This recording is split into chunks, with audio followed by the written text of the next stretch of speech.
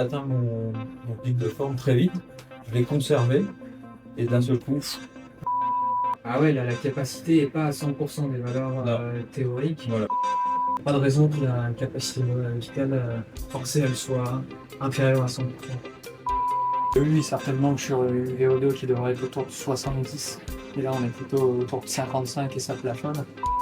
Donc forcément quand on se met à l'activité, le système sympathique il balance de l'adrénaline, donc il prend quand même le dessus, mais pas suffisamment pour dépasser la suractivité parasympathique et donc d'aller taper dans les réserves, monter la fréquence cardiaque plus élevée. Souvent c'est ça, c'est post-fatigue, en fait ça a complètement vidé les réserves avec la maladie. Donc du coup, le corps il se battait pour guérir de l'infection, plus il se battait pour récupérer des séances de sport. À un moment donné, il n'y arrivait plus, donc il a fait un choix et il a dit hop, le corps ça stop. Salut les sportifs et bienvenue dans l'épisode 2 de la série Objectif 100 km. Aujourd'hui c'est un épisode très spécial puisqu'on se retrouve au centre hospitalier d'Albertville-Moutier pour réaliser un test d'effort. Donc l'objectif aujourd'hui c'est de mettre un petit peu des mots, des traits physiologiques sur ce qui m'arrive depuis 6 mois. Donc comme je vous l'avais expliqué brièvement dans l'épisode 1, en fait depuis le mois de mars dernier, donc même un peu plus de 6 mois, je ressens ce qu'on appelle des crashs sévères à l'effort qui seraient normalement dus à un Covid long. Donc on va vouloir vérifier tout ça. En fait ce qui se passe c'est que dès que je dépasse mon seuil ventilatoire 1, le corps se met complètement sur off. Et on pense en fait que c'est un problème de recyclage des lactates par le foie, puisque j'ai aussi un petit souci au niveau du foie. Donc on va essayer de vérifier tout ça aujourd'hui, de voir à combien de millimoles par litre je monte à des allures associées et voir s'il y a une augmentation exponentielle du lactate sur une allure qui est anormale pour moi, anormalement basse. Donc là j'ai l'impression aujourd'hui que tous mes seuils ont baissé de fou. Mon seuil ventilatoire 2 était à 3,33 au top de ma forme. Aujourd'hui, j'ai l'impression qu'on est plus sur du 4 minutes au kilo. Donc c'est un effondrement. Et on va essayer de comprendre pourquoi cet effondrement est arrivé, comment le guérir. Et on va enfin mettre des mots avec un médecin spécialisé là-dessus pour que je puisse comprendre ma physiologie à l'effort et adapter au mieux mon effort pour limiter la casse à mi-eau et éviter ce crash. Donc l'idée c'est de voir à quelle allure je peux tenir le plus longtemps possible pour recycler correctement le lactate et éviter ces troubles métaboliques à l'effort. Donc là, je vous invite à me suivre et je vais vous faire une immersion totale sur un test d'effort, savoir comment ça se passe. Et si vous aussi vous voulez tenter l'expérience, je vous le conseille fortement parce qu'on entend tout le temps parler de la VMA, mais c'est loin d'être le premier prédicteur de performance. Pour savoir vraiment votre niveau de course d'endurance, vraiment avoir une indication solide, il faut connaître vos seuils ventilatoires et notamment le seuil ventilatoire 2 qui est vraiment l'un des plus gros prédicteurs de la performance du 10 km à l'ultra. Donc si vous voulez vraiment connaître votre potentiel, je vous engage également à faire comme moi et à réaliser un test d'effort. Allez, c'est parti!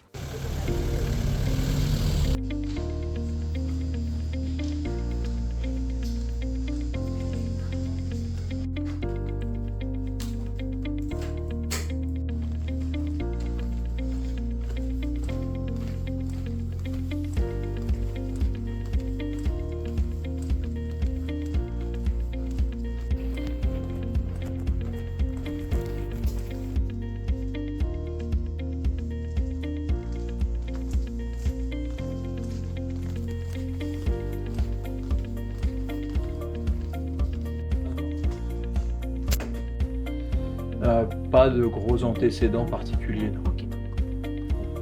Vous prenez un traitement? Non. Vous l'avez eu quand? Alors le Covid, il date d'octobre dernier.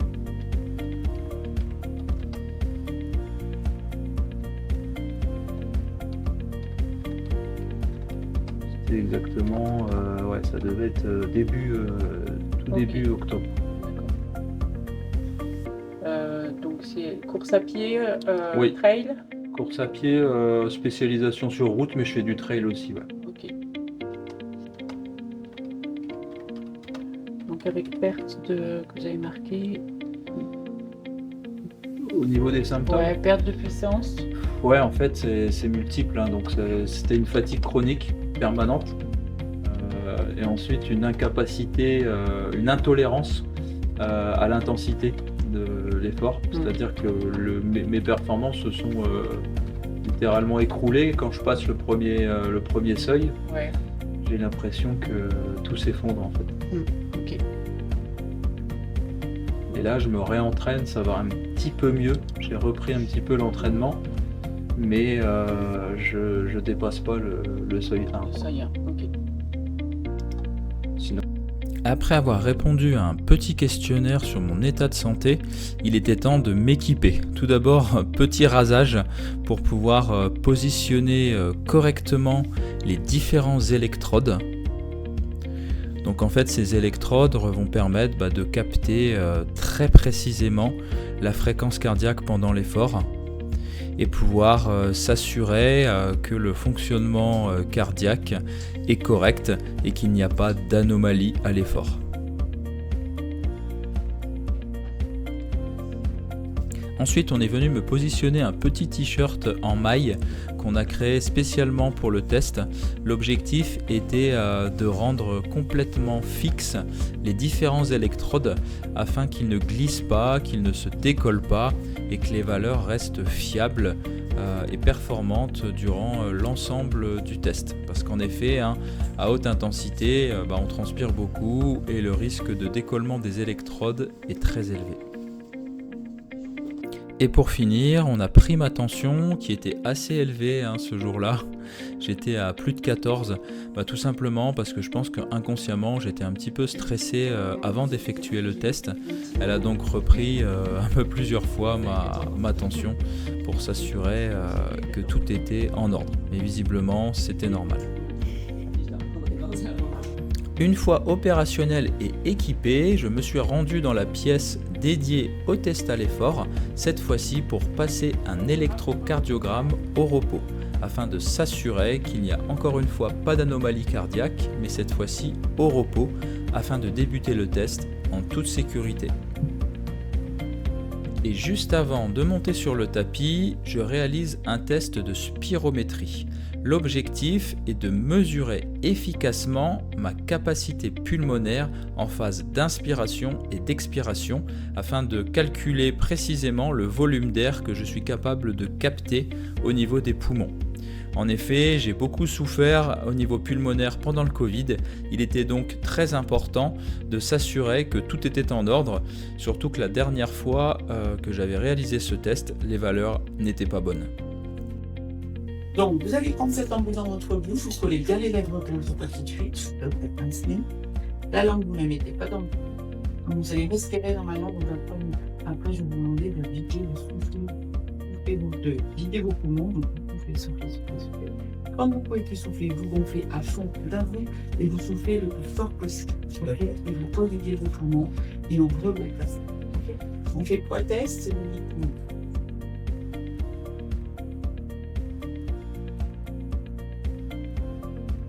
Prendre le volume d'oxygène pour être capable de...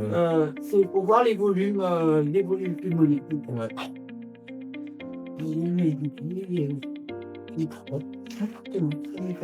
Je commence par vider les poumons. Non mais je dis tout, Ouais. donc vous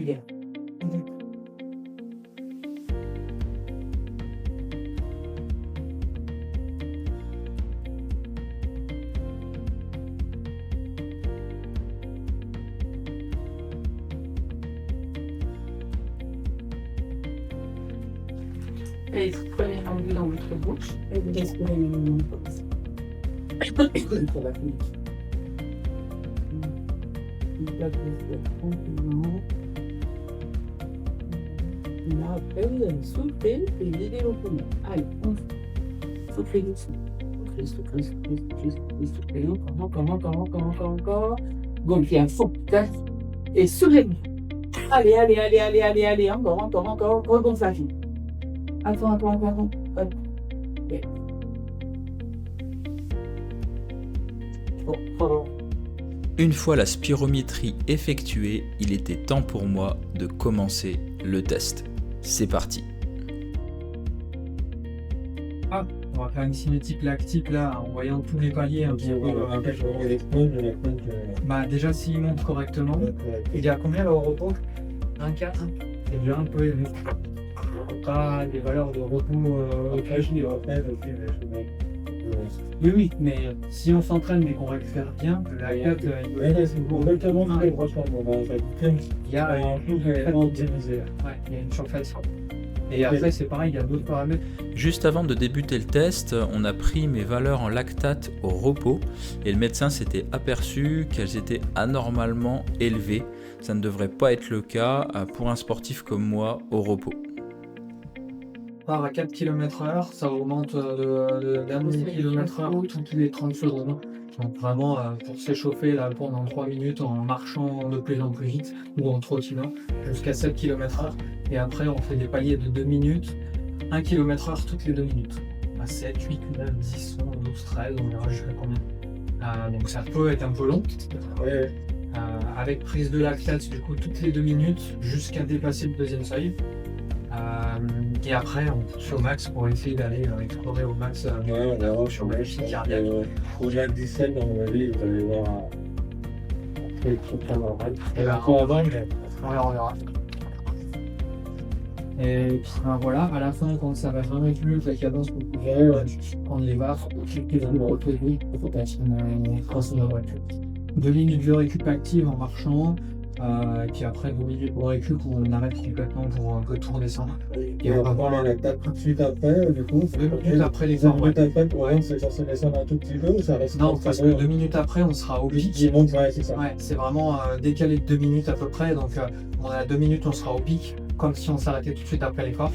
Et après, parfois, on en reprend 2 minutes après pour voir si ça continue d'augmenter, si c'est déjà en décroissance. Et on verra la cinétique de décroissance aussi de la fréquence cardiaque. Souvent, quand on a un très bon système vagal, ça redescend vite. Quand on est bien entraîné et performant, quand on est fatigué, ça redescend pas assez vite. Ça met vraiment du temps à redescendre de la fréquence cardiaque. Tout ça, c'est vraiment plein de paramètres qui font dire que le corps il est cramé. Entre les prises de sang, les valeurs d'entraînement qui sont pas normales, toutes les valeurs de test qui vont pas, ça fait un package qui dit là c'est saturé. Et on est parti.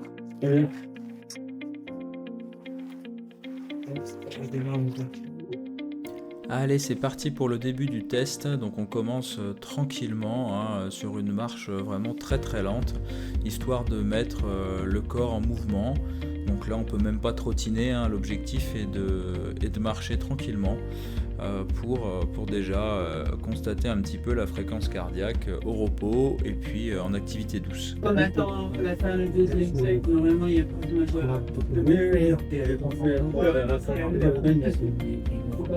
et après, dès que vous en pouvez plus, vous attrapez la base du milieu, vous sautez sur la ligne. Au repos. Et après, c'est régulièrement, vous serez rentré au cours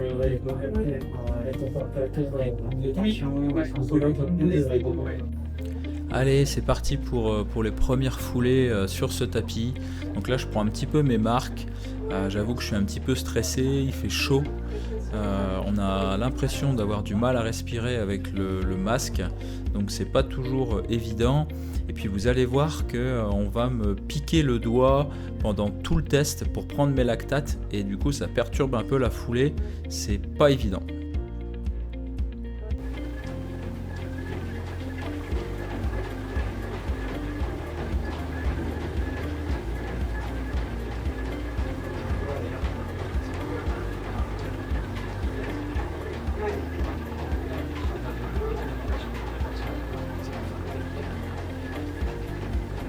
Allez, c'est parti pour la première prise de lactate à l'effort. Donc là, j'étais encore sur une allure vraiment très très raisonnable. Je devais être à 8-9 km/h.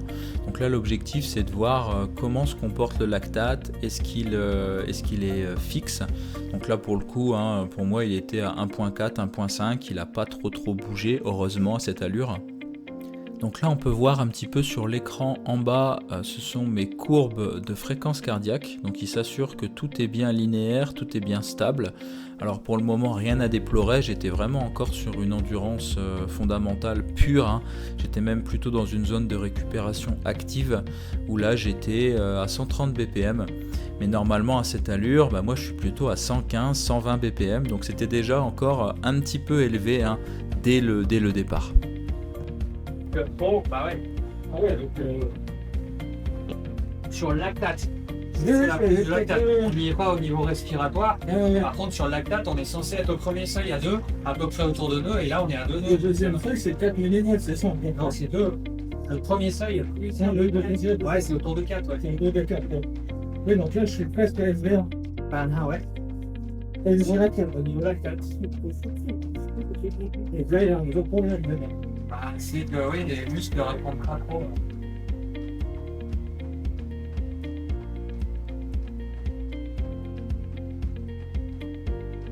Moi, je le sens, hein, c'était avec la sensation de brûlure musculaire, de fatigue. Ouais. Donc là, on vient de se rendre compte de quelque chose de très important. En fait, je viens d'atteindre mon premier seuil lactique à peine 11 km/h, un peu plus de 11 km/h, ce qui est vraiment pas normal du tout pour moi. À cette vitesse, le lactate ne devrait augmenter en aucun cas, il devrait être parfaitement recyclé par l'organisme. Et moi, on se rend compte que avec la fatigue, le dérèglement complet au niveau du système nerveux parasympathique, il y a un dérèglement également des lactates, ce qui fait que je suis anormalement haut en lactate, donc forcément je peux soutenir un effort long moins longtemps. 153. Donc là, je viens d'atteindre une fréquence cardiaque de 153 BPM, ce qui correspond exactement à la fréquence cardiaque que je souhaiterais soutenir lors du 100 km de Millau. Et là, aujourd'hui, j'étais à peu près à 12 km/h. Alors que normalement, je devrais me situer plutôt entre 4,30 et 4,25, hein, comme vous l'aviez vu sur une de mes dernières séances. Donc en fait, ça dépend vraiment de mon niveau de forme le jour J. Là, visiblement, j'étais fatigué, j'avais quand même une grosse semaine dans les jambes. Donc c'est pas toujours une science exacte, hein, les fréquences cardiaques à vitesse associée, ça peut changer. Et heureusement d'ailleurs, mais là, nul doute, j'étais vraiment pas dans une grande forme. Les lactates étaient hauts et les fréquences cardiaques associées également.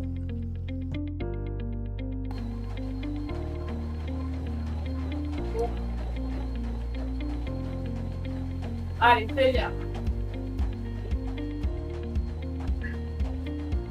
Allez, allez, allez, allez, allez.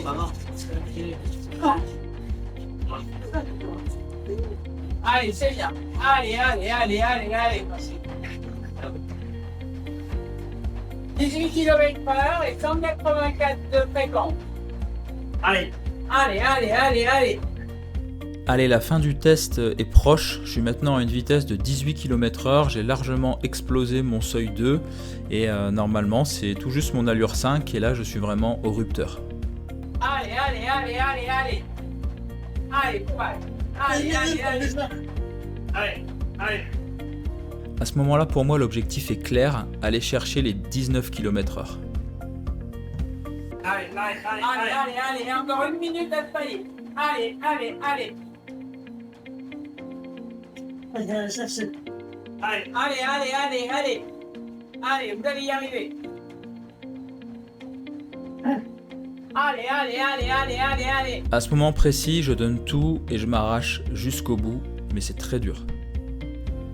Allez, c'est bien. Allez, allez, allez, allez. Allez, 30 secondes. Allez, allez, allez, allez, allez, allez. Allez, c'est bien. Allez, encore. Allez, allez, allez, allez, allez. Allez, on tient. Allez, allez, allez. Allez, 15 secondes. Allez, c'est super. Allez, allez, allez, allez. Allez, allez, allez. Allez, allez, allez, allez. 5 secondes. Allez, allez, et ça change. Allez, allez. Allez, bah, arrêtez-vous.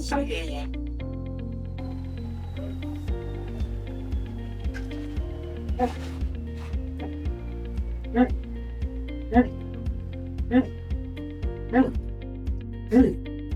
Allez. Allez. Allez. Allez. À ce moment précis, je me rends compte de l'ampleur des dégâts, le niveau de souffrance que j'ai dû aller chercher pour atteindre les 19 km/h. C'est tout simplement pas normal. Il y a quelques temps, j'avais une VMA largement supérieure à 20 km/h. Donc je me rends compte qu'il y a énormément encore de chemin à parcourir et que le retour va être très difficile, mais je ne lâcherai rien.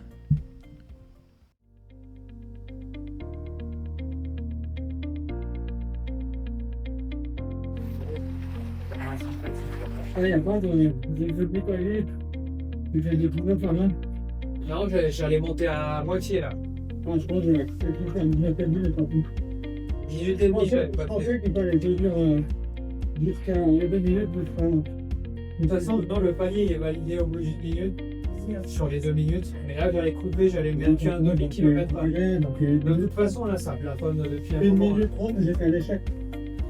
Mais c'est même pas. Je dis quand même. Moi aussi, j'ai des micros malades, il est le prend.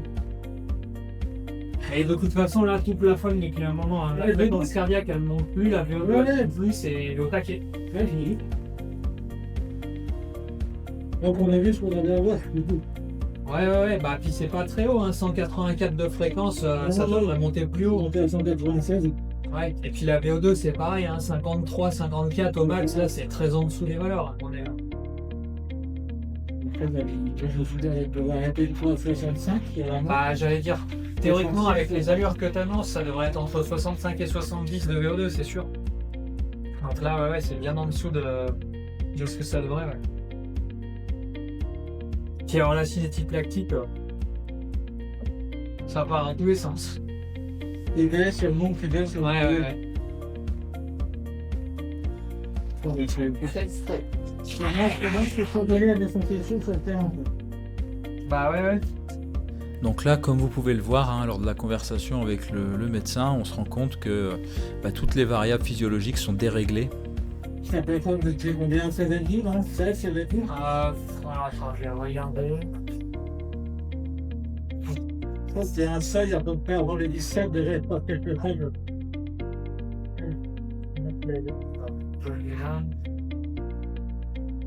Globalement, ouais, autour de. Ouais, regarde, entre 16 et 17, là, ça a commencé à être au taquet et ça a plafonné. C'est là que je sais qu'il faut plus aller du sport. Et puis là, ça fait 4 mois que j'ai pas amusé à aller au DEL. Ouais. Alors qu'avant, c'était 3 fois par semaine, 18-19. Ouais, bah, c'est faux, quoi. Je sais que si je dérasse, c'est tout. Donc là, on se rend compte que la fréquence cardiaque, elle est au taquet à 184 BPM depuis 15 km/h. Elle n'augmente plus, il se passe plus rien. C'est pas trop bas, mais je trouve un peu explosif, quoi. Oui. Mais dans les cas de surfatigue, parfois on n'atteint même pas 8, c'est ça, vraiment très très bas. Bon, là, ça veut dire que ça j'ai un petit peu mieux quand même qu'il y a quelques semaines. Hein. Ouais. J'ai connu des moments où à 12, j'étais à 160. Ok.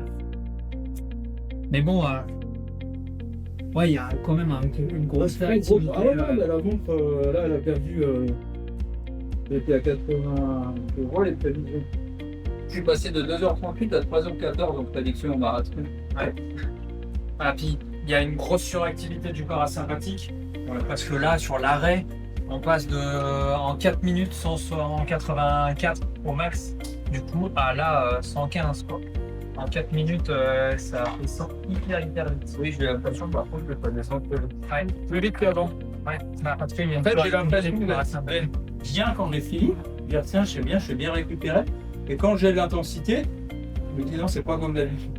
Parce qu'il y a trop d'activité. Avant, ça descendait par palier. Et ça descendait pas comme ça la fréquence.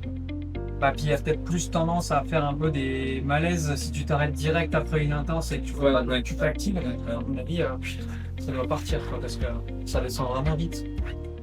Donc en conclusion, on se rend compte que le système parasympathique est complètement épuisé, ce qui entraîne plusieurs facteurs. Le premier, c'est la fréquence cardiaque maximale qui n'augmente plus. En fait, elle se met en sécurité à 184 pour protéger mon organisme parce qu'il est tout simplement plus capable d'aller chercher au-delà. Donc il se met en sécurité à partir de 15 km/h. Il ne se passe plus rien. Et après, je suis au mental jusque 16, 17, 18, 19. Mais de toute façon, VO2 max est atteinte. Les seuils lactiques sont au taquet. Donc ça sert plus à grand chose au niveau physiologique en fait. À partir de 15-16 km/h, on avait déjà vu ce qu'on avait à voir. Alors qu'avant, pour ceux qui m'ont suivi, ils le savent, j'ai quand même couru le marathon en période de Covid à plus de 15 km/h. Donc on peut se rendre compte que c'est tout simplement un écroulement des seuils, puisqu'avant à 15 km/h, j'étais capable de soutenir plusieurs heures d'effort, presque 3 heures d'effort, un peu plus de 3 heures d'effort, sans aucun problème. Donc là, on se rend compte qu'il y a énormément de travail pour revenir sur le système nerveux parasympathique, et je vais vraiment m'astreindre à ça dans les mois à venir. Sur le côté cardiaque, rien de particulier, que ce soit au repos ou à l'effort, si ce n'est la fréquence de repos qui est certainement trop élevée par rapport à d'habitude. Ah oui, En normalement général, c'est plus 48. voilà, donc ça c'est le signe numéro 1 de fatigue, De fatigue. chronique, quoi, c'est la fréquence cardiaque de repos qui s'élève. La deuxième chose, c'est la fréquence cardiaque max qu'on a vu aujourd'hui plafonne à 184, alors que on a au moins 10 à 15 pulses de moins que d'habitude, sans anomalie spécifique au niveau cardiaque. Donc je pense que ça vaut peut-être quand même le coup, pour aller au fond des choses, de faire l'échographie cardiaque sans urgence, mais être sûr qu'il n'y ait pas une séquelle de myocardite post-Covid, D'accord. pour se dire peut-être que c'est ça qui fait plafonner la fréquence cardiaque, et que forcément ça c'est peut-être une séquelle qui restera tout le temps, quoi. Et si c'est pas ça, s'il n'y a pas de séquelles de myocardite, tant mieux. Ça veut dire qu'il n'y a rien au niveau musculaire du cœur qui va pas, et que c'est que au niveau du système nerveux autonome qu'il D'accord. faudra aller travailler. On a éliminé aussi la problématique respiratoire, où en post-effort, on a une belle bronchodilatation, donc pas du tout de mécanisme d'asthme à l'effort. Donc s'il y a pu avoir une bronchite chronique post-Covid, en tout cas, on est sorti d'affaire. D'accord. Et puis après, tout le côté Au niveau vraiment des valeurs, performance, avec les seuils qui sont très en dessous des vitesses habituelles de la fréquence cardiaque, que ce soit pour le premier, pour le deuxième. La VO2 max qui est très en dessous des valeurs habituelles, avec ça plafonne autour de 55, plutôt attendu autour de 65-70. oui.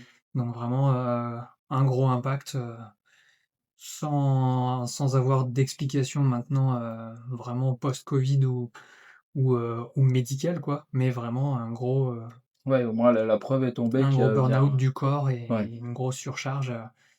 Donc voilà, il va falloir travailler là-dessus sur la récupération progressive de ça, mais ça peut prendre le temps Beaucoup que de ça temps. prendra, quoi, ouais. Ouais, entre quelques mois à 1 an, 2 ans, OK. ça, seul le temps dira, quoi. On va pas lâcher de toute façon. Non, faut pas. Merci Et puis beaucoup. voilà. Merci beaucoup. Bon, ça y est, je viens de terminer le test. J'espère que vous avez compris un petit peu la situation. Vous avez pu rentrer en immersion dans ce qu'est un test d'effort. Donc, on va résumer rapidement la situation. Je pense que vous l'avez vu sur le test. Le constat est sans appel. Donc, il y a bien un effondrement général. Donc, sans doute dû au Covid, dû peut-être à un burn-out, une sursollicitation du système nerveux parasympathique. Le corps, tout simplement, a dit stop. Et toutes les variables physiologiques ont explosé. Il y a encore pas mal de choses à comprendre. Donc en fait, j'ai 3 examens à réaliser. Encore une prise de sang pour prendre le taux de cortisol, le fonctionnement aussi de la glande thyroïde à voir. Et j'ai une échographie cardiaque, parce que c'est possible aussi que le virus m'ait laissé ce qu'on appelle une myocardite. C'est une atteinte au niveau du cœur, une atteinte infectieuse au niveau du cœur, qui aurait pu expliquer que la fréquence cardiaque reste bloquée à 184 BPM aussi, puisque le cœur ne fonctionne plus à 100%. Donc là, on a vraiment un net effondrement. On a un seuil ventilatoire 1 qui se situe à peu près aux alentours des 11 km/h, alors que normalement, il est plutôt censé être à 14, un peu plus de 14 km/h. Le seuil 2, on le retrouve à peu près à 13 km/h, grosso modo, alors que j'étais pratiquement à 17 km/h il fut un temps. Donc un écroulement global, une VMA théorique de 18,7 km/h aujourd'hui, donc grosso modo plus ou moins 19 km/h. Alors que je suis monté déjà presque à 20,5 km/h pour le maximum de VMA que j'ai eu. Donc un effondrement généralisé des performances, du ressenti aussi sur le terrain. Et puis on voit qu'en termes de lactatémie, avant même de commencer le test, j'étais déjà sur une valeur qui est normalement reconnaissable à l'effort. J'étais déjà à 1,4. Voilà, je sais que ça vous parle pas trop, mais j'étais à 1,4 millimoles par litre, alors que ça, c'est censé arriver quand on est à l'effort. Donc déjà, rien qu'au repos, il y avait un problème. Et j'ai très rapidement atteint le SV1, normalement sur une allure d'endurance fondamentale, que je vous l'ai mis à 11 et quelques km/h. Et dès que je suis arrivé à peu près vers les 4,30, j'étais déjà à 160 BPM pour 4,5 millimoles par litre. Donc tout ça n'est pas normal, mais je vais m'accrocher, je vais me battre. J'ai décidé de participer quoi qu'il arrive aux 100 km de Millau. Voilà, maintenant on sait qu'il y a un problème, mais c'est pas pour autant qu'il faut arrêter de s'entraîner, comme l'a dit le médecin. Il faut trouver des clés, des solutions. Ça peut être très long pour s'en sortir, mais je m'en sortirai, je vais me battre. Je pense que c'est la plus grosse épreuve de ma vie de sportif. Ça fait déjà presque 8 mois que je suis comme ça en perdition. Mais je lâcherai pas en tout cas, je vais m'accrocher. Et je vous donne rendez-vous très vite pour l'épisode 3 de la série Objectif 100 km de Millau. Restez connectés, abonnez-vous, donnez-moi de la force dans les commentaires. Allez, à bientôt, salut!